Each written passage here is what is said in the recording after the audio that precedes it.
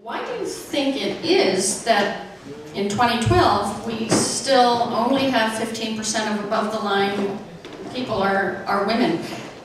Well, you have to sacrifice a lot, I think, to be a filmmaker. I mean, my son is now 22 years old, so I didn't even venture into filmmaking until he had turned 18, really. Like, he was in my first film that I directed. He was 16. But in terms of what I've done in the last few years, I think it's just a matter of timing in your life. Like, right now is the perfect time for me to be making films because I have lots of freedom. He's grown up, he's moved out, he's got a house, he's got his own career, and I can kind of focus on mine. And that's my reason. That's why I'm just starting now. I don't know what other people's stories are, but I suspect that's partly what it is. I'll be interested to see what the younger women think. But that was definitely my story.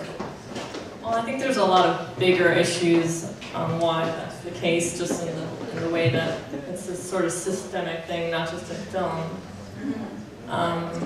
But I know what you mean. It's funny, my sister and I are a year and a half apart in age, and this summer she got married, and I thought it was really funny how many parallels there were between her production, her wedding production, and my film production. And now she's trying to get pregnant, and people bring those things, and I'm like, I have my own baby that I'm working on here, that I'm shooting in December. There is I think something about that, the dual responsibilities there that, you know, makes it difficult for women. But yeah, I think besides just the bigger systemic things, which I think we all kind of are aware of, and I just think it takes more work to get, you know, women represented and in those sorts of positions. I think it takes a lot of work and a lot of time, and I think it's been good locally, though. Like, I personally feel like as a filmmaker and the scale that I'm working at, I mean, if I wanted to go to Hollywood, maybe it would be I'm sure it would be a totally different ballgame, but for myself in Nova Scotia, I don't really feel like I have any barriers. As a female filmmaker, and Ruth and I were actually just saying at the Atlantic Film Festival this year, in the screening that Wendy Slim played in, and Ruth also acted in some films that were in the same screening, there was a ton of female filmmakers. All the Linda Joy Awards this year went to women. All the inspired script participants at the Atlantic Film Festival were women. It was like, yeah, it seems like locally that women are pretty well represented. But still, it's hard. Yeah, I know like only 1% of women, of cinematographers or director of photography in the industry are women, which is pretty crazy. And I've made a point. I mean, in both of my short films, I've worked with female cinematographers and editors and production designers. So I don't know. I think, you know, it definitely takes some activism. Yeah. Can I add one more thing? Please. It's interesting because I did when I was doing 2 Square Feet. It was an award that came from the Women's Film Festival, and I don't think I sort of made a conscious effort. I just chose the best people for the jobs that I could see. But someone came and did like a little article on the set, and in the article it said, oh, well, yes, I went to the set, but it was remarkably free of women. And I went, wait a minute. And I went back and looked at because I saw the article before we finished shooting, and I counted, and I was like, okay, my call sheet has 31 people, and 13 of them were women.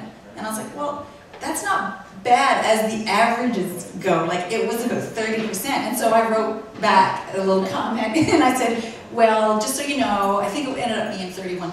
31% of my cast and crew are actually women. So I don't know where they were when you were on set, but I can send you the call sheet if you want. So, and it was really a case of choosing, you know, really good people around. You definitely need more women in camera and lighting because they're just not hardly out there at all. It's hard to find them. Camera and lighting, did you say? Yeah. And just some women in sound now. Just generally, I think any sort of perspective that is not represented, I think it's always interesting to have that perspective at the table, whether it's a female perspective or a queer perspective, whatever it may be. I think that's important, and I think we're maybe not as used to that, you know, because we all grow up on a certain sort of narrative, and so maybe that's why sometimes when maybe a female filmmaker makes a film that has a very female sensibility, maybe that's not quite as palatable to people and might not get picked for Cannes. I don't know. When I was at Cannes this year, they had all the filmmakers, all the big filmmakers. I saw a picture on the red carpet, and it was all white guys with gray hair. Yeah, it's like politics. So you know, so I don't know. While she goes to the mic, I'm going to say you need to see a film called Turn Me On, Damn It. It's a great coming-of-age film made by a woman filmmaker, just played at the Women's Film Festival. Turn Me On, Damn It. It's great. Ruth mentioned that she was making short films and looking forward to making her first feature film.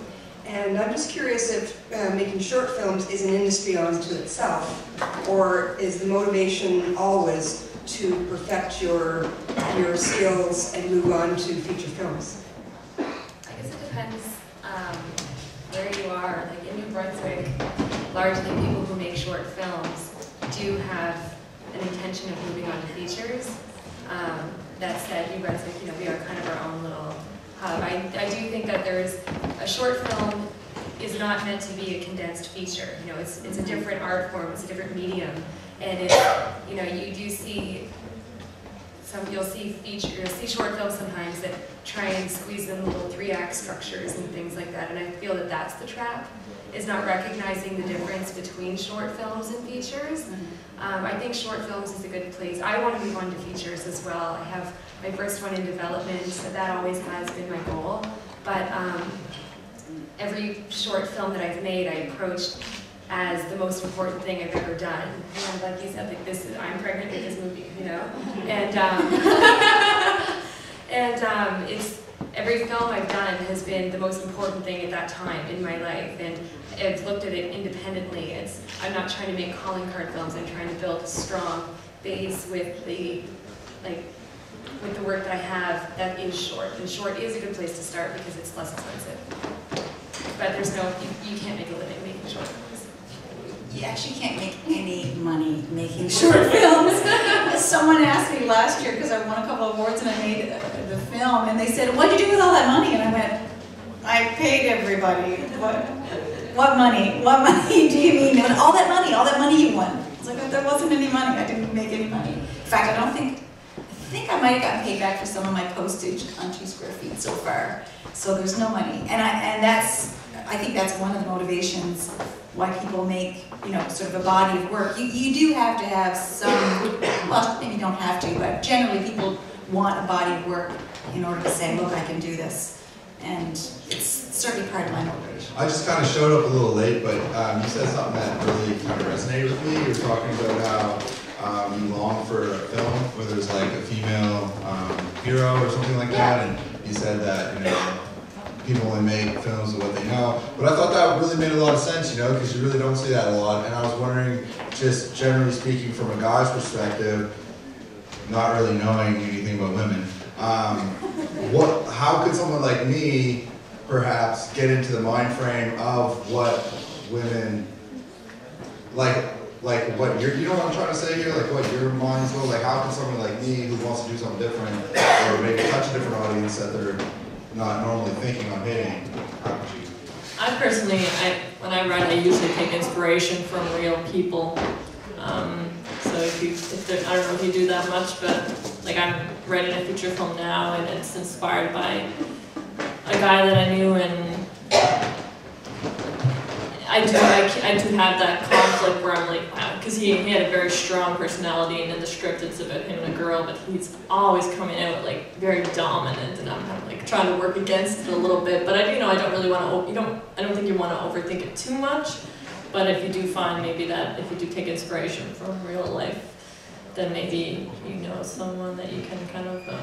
So it's maybe a little bit of research. Yeah. Yeah, that's true. But you know, also when it comes to casting, like sometimes you just need to kind of open up your mind a little bit. Like someone sent me a script one time, and you know there are certain names now that, like even an Ashley. I know guy Ashleys, I know girl Ashleys, and I got sent a script, and my friend called back and said, "What do you think?" I said, "Oh God, I love Lindsay. I love that part." And he said, "That's a guy."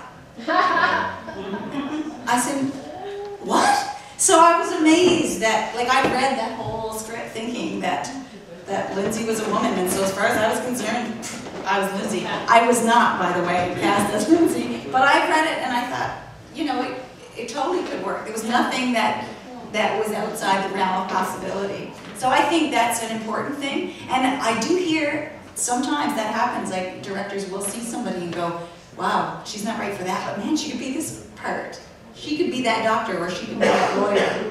And it's, you know, not what they envisioned at first. I read that, who was in Brave? Jodie Foster reached a point, and she adopted a child, and she wanted to do quick movies, so she told her agent, go find movies, hero movies, action movies starring men, and just give them to me if you think it could be a woman. And that's why she did the one on the airplane. That was written for a man, but when she said, I'll be that man, then of course they said, okay, Jodie. Yeah. And also women writers. I mean, my producer's actually a man, and so is yours. And I actually find that really helps. Yeah. It's really nice. I like having a partner who's a man. Yeah, totally. Absolutely. Absolutely. I'm working with a woman on my next one, but I think that partnership really works. Yeah. It depends on people. Thank you so much for coming. Enjoy the movies of these women.